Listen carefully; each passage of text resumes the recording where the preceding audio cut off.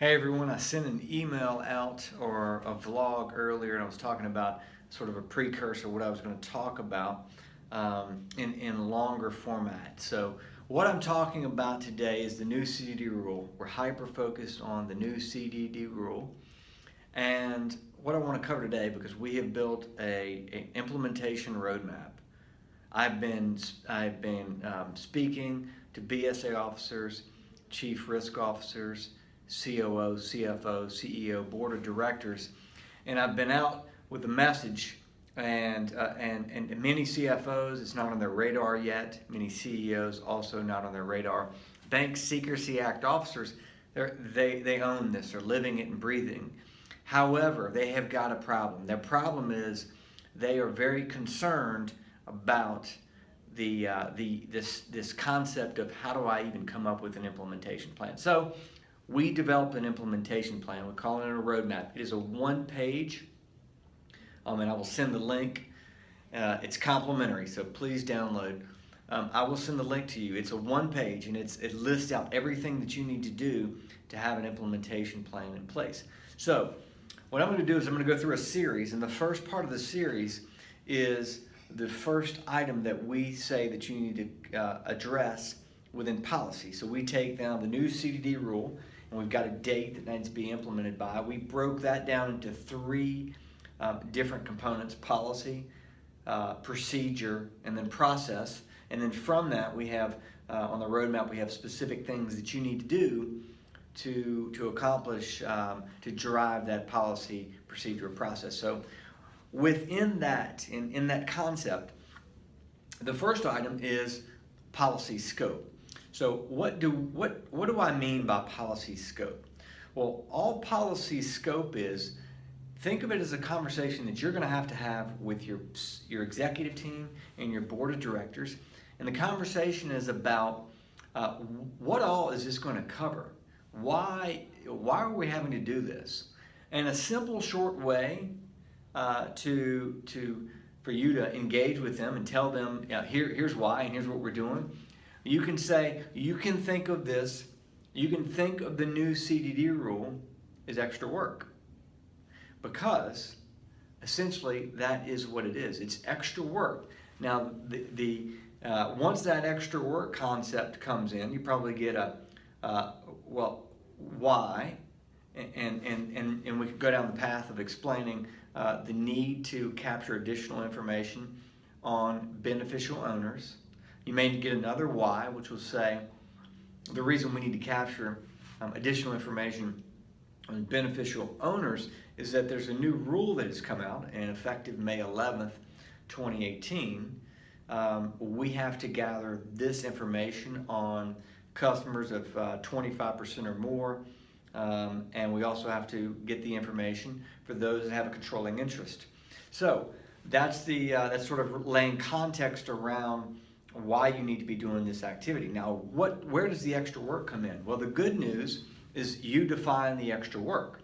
Extra work, think of it as what you are going to do through your risk assessment, which is really just a filter. Think of it as a filter that you're going to define how loose or tight, based on your customers and the mix of products and services, you are going to define how loose or tight that filter needs to be. That's your risk assessment.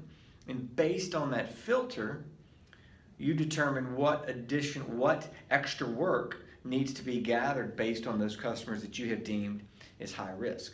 So that's how I sort of lay it out. So let's think of it this way. I like to describe it this way.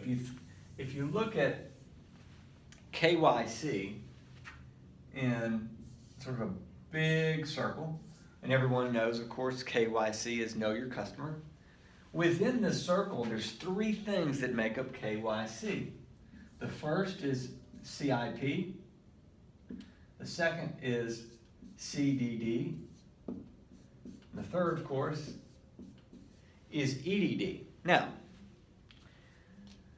CIP, as you explain this to your executive team and your board of directors, that you can tell them that we already have CIP. CIP is base level information that we need to gather. What we need to do at CIP is we need to gather the information who are you from a customer, and then you verify that information through the form of an identity or something that verifies that the customer says who they are is in fact true. That's your CIP. Every bank should have that already. The next component is CDD. Now, CDD is customer due diligence. Of course, you know all of this already. But customer due diligence gets into defining how that customer is going to use that account. What are the types of transactions? What's the expected activity in the transactions? When you do that, you're gaining base level, still a very basic level of understanding around the customer's transaction types and the information that they are going to be processing through the account. So that's all base information. The reason that's important is because the information that you gather here is going to give you context around any suspicious activity. So you've all heard about SAR filings, okay? SAR filings is a suspicious activity report, okay? So it's very hard for you to understand what is suspicious if you don't have this base level context around. Okay, now we're getting to the third level, which is enhanced due diligence. That's your extra work we defined earlier.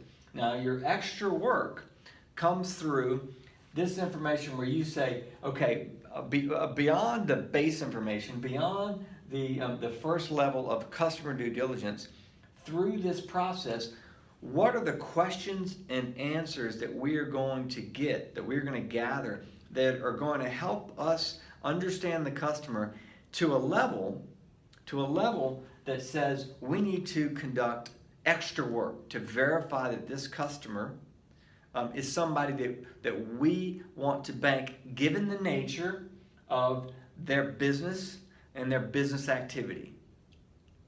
So at a base level, that's what you're trying to get to. That's the extra work. So as you go to your board of directors, as you go to your executive team, when you define scope, use this concept to define scope.